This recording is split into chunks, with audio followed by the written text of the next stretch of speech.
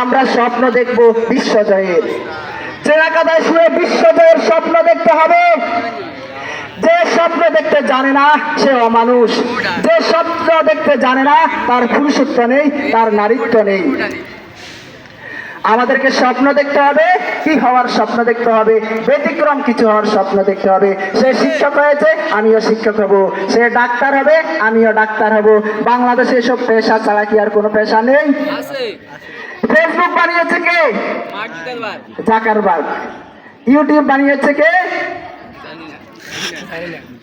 জাভেদ করিম। তারপর Elon Musk. তারা বসে বসে টাকা পাচ্ছে। আমরা কাজ করলে টাকা পাই, আলু উৎপাদন করলে টাকা পাই। আমরা কি করে, যদি বৃষ্টি আসে চালান শেষ। কিন্তু বৃষ্টি আসুক, ঝড় তুফান আসুক, তারা কি ইনকাম করে। তারা যদি ঘুমায় তাদের কোটি কোটি টাকা ইনকাম হয়, crore crore billion dollar income হয়। কিন্তু আমরা ঘুমালে, আমরা যদি কয়েকদিন বসে থাকি, আমাদের ইনকাম নেই।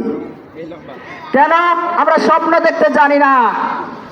আমরা মুখস্থ বিদ্যায় পারদর্শী। কে কি আবিষ্কার করেছে, কে কত সালে জন্মগ্রহণ করেছে, শুধু এগুলো নিয়ে আমরা বসে আছি। কিন্তু আমাদের মাঝে কি আবিষ্কারের নেশা আছে? নাই। আমরা যদি এমন একটা অ্যাপস বানাই যে হ্যাঁ, জাকারবার্গের মতো আমিও বসে বসে টাকা ইনকাম করব, সারা বিশ্বব্যাপী আমাকে চিনবে।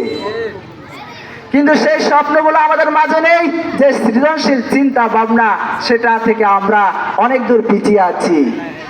আমরা হচ্ছে এক একজন কবিবাজ। সে সেটা হবে, আমিও সেটা হব। সে ওটা করেছে, আমিও ওটা করব। আমিও তার মতো হব।